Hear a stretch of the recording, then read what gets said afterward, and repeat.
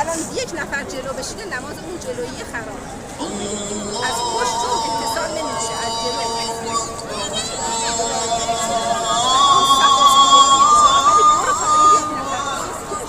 Ale zara gira konda.